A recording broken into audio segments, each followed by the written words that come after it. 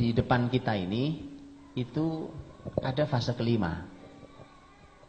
Fase kelima itu Nabi punya bahasa yang luar biasa, inspiratif buat kita. Nabi menyebut kembali dengan istilah khilafah ala minhajin nubuwah. Ya. Persis sama bahasa Nabi itu dengan Nabi menyebut fase 2. Jadi fase 5 yang di depan kita ini sama dengan fase 2. Khilafah ala minhajin nubuwah. Kalau Nabi menyebut dengan bahasa yang sama, ini kan lisan Nabi semua, dan lisan Nabi lisan terbimbing oleh wahyu, maka itu artinya bahwa mari kita samakan. Oke? Yuk kita samakan sekarang nih keadaan kita yang diamanai Allah untuk menghadirkan fase 5 itu.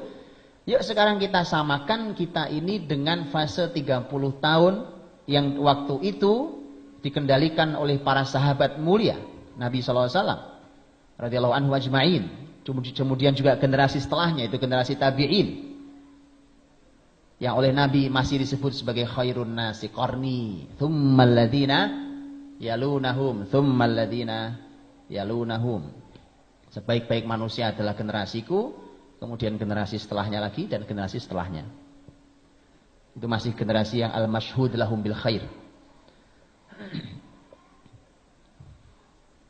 Jadi ada inspirasi besar bahwa ini harus menyesuaikan diri hari ini dengan generasi sahabat dan tabi'in.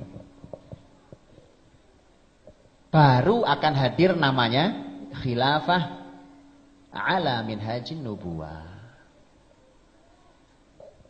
Kalau makanya saya katakan dengan ini bahasa saya, Pak.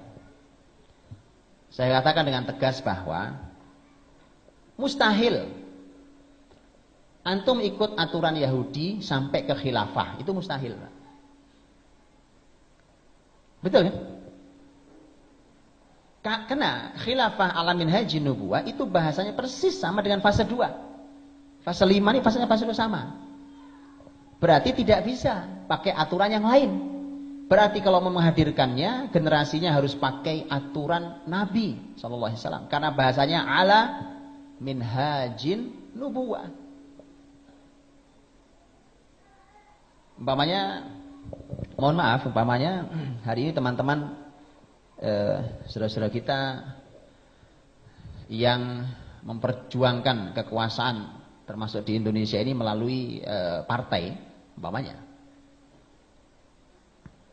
saya hormati silakan Pak, ambil kekuasaan itu. Mudah-mudahan antum juga tidak larut dalam sistem yang rusak ini, perbaiki sistem negeri ini, tetapi tidak akan pernah ideal. Tak akan pernah ideal. Apalagi sampai pada titik khilafah ala minhajin nubuwah. Enggak ada. Tak akan pernah sampai. Dijamin. Bagaimana mau sampai pada titik khilafah ala minhajin nubuwah pakai jalan Yahudi? Kan nggak mungkin kan? Lewat demokrasi pemilu ini adalah jalannya Yahudi. Saya tidak bicara hukum demokrasi. Demokrasi wilayah yang perlu didiskusikan silakan diskusikan. Tetapi saya tidak bicara itu. Silakan. Ya. Ada juga sebuah tesis yang saya kira perlu untuk dibaca. Ini tesis bahkan diujinya di Gaza, negeri jihad, Pak. Di negeri jihad. Ini tesis diuji di Gaza. Karena ditulis di Universitas Islam Gaza. Judulnya adalah ini judul tentang masalah al-musyarakah as-siyasiyah fi dhillil anzimatil mu'asirah. Judul tesis. Dan silakan dibaca. Menarik. Buat bagaimana hukumnya kita hari ini berkompromi politik dengan politik yang ada yang tentu menggunakan sistem Yahudi. Itu dianalisa dengan analisa yang sangat menarik, kuat sekali dalilnya. Salah satu pertimbangan harus dibaca. Tapi bukan itu bahasan kita. Saya hanya ingin katakan bahwa kalau mau mencapai khilafah ala minhajin nubuwah, tentu jalannya adalah minhajin nubuwah. Jadi jalannya. Nah, maka bukan sebuah kebetulan. Kalau hari ini tiba-tiba kata khilafah itu muncul dari lisan siapapun. Apa antum mendengar kata khilafah sering disebut oleh orang di Indonesia ini 20 tahun lalu? Sekarang tiba-tiba semua orang bicara khilafah. Apapun kelompoknya. Bicara khilafah. Sudah zamannya. Allah ingin tunjukkan sudah waktunya. Tetapi PR-nya bukan nungguin kita, Pak. Kenapa kita harus nungguin? Kita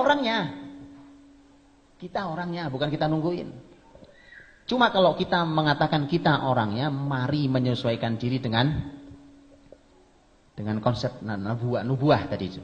Konsep Nabi SAW.